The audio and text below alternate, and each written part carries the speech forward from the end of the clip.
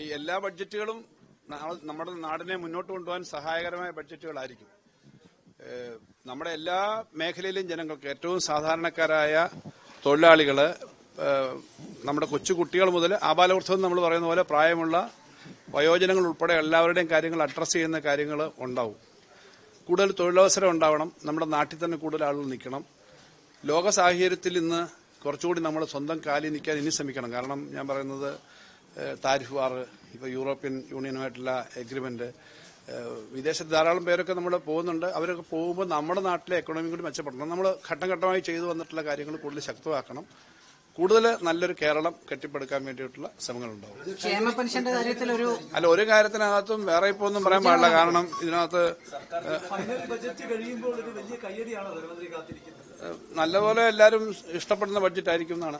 സാധാരണഗതിയിൽ സർക്കാർ അധികാരത്തിൽ പോകാൻ നേരത്തെ ഒരുക്കുന്ന ബഡ്ജറ്റ് അപ്പോൾ ഈ സർക്കാർ തന്നെ വീണ്ടും വരണമെന്ന് ജനങ്ങളെ ചിന്തിപ്പിക്കുന്ന ബഡ്ജറ്റ് ആയിരിക്കും. അങ്ങനെ ഒരു ബഡ്ജറ്റ് ആയിരിക്കും പ്രതീക്ഷിക്കാം. കേരളത്തിലെ പഴയ ചരിത്രം കഴിഞ്ഞ തെരഞ്ഞെടുപ്പോടുകൂടി മാറ്റി എഴുതിയിരുന്നു. കാരണം ഒരു സർക്കാർ എന്തൊക്കെ ചെയ്താലും ആ സർക്കാർ പോയി കഴിഞ്ഞാൽ വേറൊരു സർക്കാരാണ് വരിക.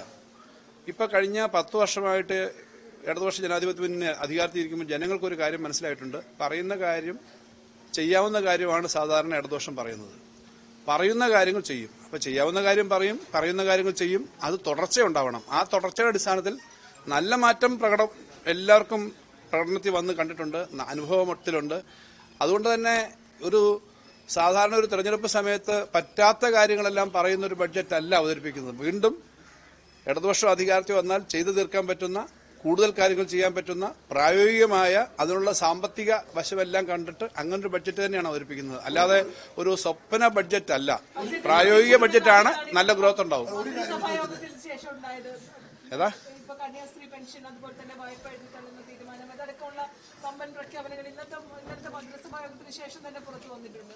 അല്ല, അത് മന്ത്രിസഭ തീരുമാനിച്ചതാണ്. അത് പിന്നെ അത്തരം കാര്യങ്ങൾ നേരത്തെ തന്നെ ഫയലുള്ളതാണ്, ഫയൽ മൂവ്മെന്റിൽ തന്നെ വന്നതാണ്. അത്തരം കാര്യങ്ങൾ ഓൾറെഡി അനൗൺസ് ചെയ്ത് കഴിഞ്ഞല്ലോ. അത്തരം കാര്യങ്ങളിൽ ബജറ്റിൽ ഒരു വലിയ പദ്ധതിയായിട്ട് പറയേണ്ടതല്ലേ?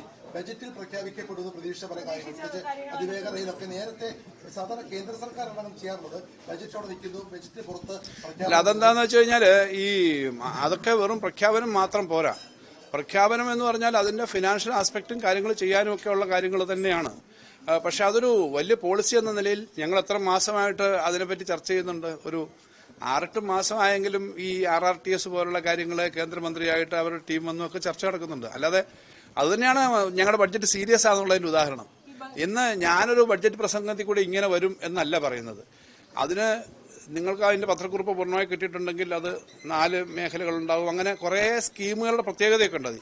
അതെല്ലാം വർക്ക് ചെയ്ത് അതിന്റെ ഫീസിബിലിറ്റി, അതിന്റെ സർക്കാർ കൊടുക്കേണ്ട 20%, കേന്ദ്ര ഗവൺമെന്റ് നൽകേണ്ട 20%, ബാക്കി ബോറോയിങ്, അതിന്റെ തിരിച്ചടവ്, അങ്ങനെ തുടങ്ങിയ കാര്യങ്ങൾ വർക്ക് ചെയ്തിട്ട് ഇൻ പ്രിൻസിപ്പിൾ ആയുള്ള ഒരു കാര്യത്തിന് പോകാൻ പറ്റും. അതുപോലെ അത് സാധാരണ നടപടിക്രമം തന്നെയാണ്.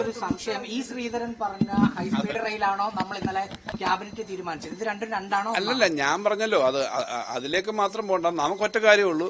ഏത് പേരായാലും കേരളത്തിൽ അങ്ങ് തിരുവനന്തപുരം മുതൽ കാസർഗോഡ് വരെ നിങ്ങൾക്കും എനിക്കും നമ്മുടെ ബാക്കി സഹോദരങ്ങൾക്കും അടുത്ത തലമുറയ്ക്കും വേഗത്തിൽ പോകണം. അത് ഉണ്ടാവുക എന്നുള്ളതാണ്. അത് ഏത് പേരായാലും എങ്ങനെയായാലും അങ്ങനത്തെ ട്രെയിൻ ഉണ്ടാവുക, ഫാസ്റ്റായിട്ട് കേരളത്തെ പരസ്പരം കണക്ട് ചെയ്യുക, അതാണ് നമ്മുടെ ഉദ്ദേശം. അല്ലാതെ പേരെന്താ ആരെന്താ എന്നുള്ളത് നമുക്ക് പ്രശ്നമേ അല്ല. കേന്ദ്ര ഗവൺമെന്റിന്റെ ഇക്കാര്യത്തിലുള്ള ഇടപെടലും സഹായവും, കാരണം കേന്ദ്ര സംസ്ഥാന ബന്ധങ്ങളിൽ പ്രധാനപ്പെട്ട കാര്യമാണ് റെയിൽവേയും റെയിലുമായി ബന്ധപ്പെട്ട കാര്യങ്ങളൊക്കെ. അപ്പോൾ അതിന് RRTSും മറ്റേതും തമ്മിൽ ചെറിയൊരു വ്യത്യാസമുണ്ട്. RRTS റെയിൽവേ അല്ല, അണ്ടർ റെയിൽവേ ഡിപ്പാർട്ട്മെന്റ് അല്ല. അതിന് ചില വ്യത്യാസങ്ങളുള്ളതൊന്ന് മെട്രോയ്ക്കൂടെ ഓടും. പിന്നെ ഡൽഹി മീററ്റ് എന്ന് പറഞ്ഞു കഴിഞ്ഞാൽ, ഇപ്പൊ ഞാനത് വിശദീകരിക്കേണ്ട സമയമല്ല. ഡൽഹി മീററ്റ് എന്ന് പറയുന്നത് ഡൽഹിയിൽ നിന്ന് മെട്രോയിൽ പോവും. ആ മെട്രോ പാളം തന്നെ ഉപയോഗിച്ചിട്ട് പിന്നെ എക്സ്റ്റെൻഡ് ചെയ്ത് മീററ്റിൽ ചെന്ന് കഴിഞ്ഞാൽ അവിടെയുള്ള പാളം ഉപയോഗിക്കും. അപ്പോൾ എറണാകുളത്ത് ഉള്ള പിന്നെ മെട്രോയുടെ ആ സ്ഥലത്ത് വേറെ പണിയുണ്ട, തിരുവനന്തപുരത്ത് മെട്രോ വരുമ്പോൾ വേറെ പണിയുണ്ട, കോഴിക്കോട് മെട്രോ വരുമ്പോൾ വേറെ പണിയുണ്ട. അപ്പൊ അതൊരു പാളത്തിൽ കൂടെ പോകുന്ന മാത്രമല്ല, മൊബിലിറ്റി സൗകര്യമാണ്. തിരുവനന്തപുരത്ത് നിന്ന് പോകുന്ന ഒരാൾക്ക് കൊച്ചി എയർപോർട്ടിലേക്ക് മെട്രോ നീളുകയാണെങ്കിൽ കൊച്ചിയിൽ ഇറങ്ങാം. ഇങ്ങനെയൊക്കെ ഉള്ള സൗകര്യമാണ്. അത് നമുക്ക് വിശദമായിട്ട് പിന്നെ ചർച്ച ചെയ്യാം. ഏതായാലും ക്യാബിനറ്റ് ഇന്നലെ ആലോചിച്ചുകൊണ്ട് നിങ്ങൾക്ക് അറിയാവുന്നതുകൊണ്ട് ഞാൻ പറഞ്ഞതാണ്. അതെ അതെ, തീർച്ചയായിട്ടും നമ്മൾ കേന്ദ്രത്തിൽ നിന്ന് ഓരോ വർഷവും കിട്ടുന്ന എക്സ്പെക്ടേഷൻ ഉണ്ട്. ഫിനാൻസ് കമ്മീഷൻ ഉൾപ്പെടെ വരുന്ന ഘട്ടമാണല്ലോ ഇത്. ഫിനാൻസ് കമ്മീഷന്റെ അവാർഡ് വരുന്ന ഘട്ടമാണ്. അപ്പോൾ അതെല്ലാം കാൽക്കുലേറ്റ് ചെയ്ത് തന്നെയാണ് ഒരു ബഡ്ജറ്റ് തയ്യാറാക്കുന്നത്. അല്ല, അങ്ങനെ കുറവ് വരിക എന്നുള്ള പ്രതീക്ഷയിലില്ല. കാരണം എന്താ അറിയോ, ഇതുവരെയുള്ള ഇന്ത്യയിലെ ഏറ്റവും വലിയ കുറവ് വന്നത് കഴിഞ്ഞ തവണയാണ്. അതിനപ്പുറം കുറവ് വരിക എന്ന് പറഞ്ഞാൽ പിന്നെ കേരളത്തെ അങ്ങ് ചവിട്ടിത്താക്കുക എന്നുള്ള അർത്ഥം. അങ്ങനെ ചെയ്യില്ല.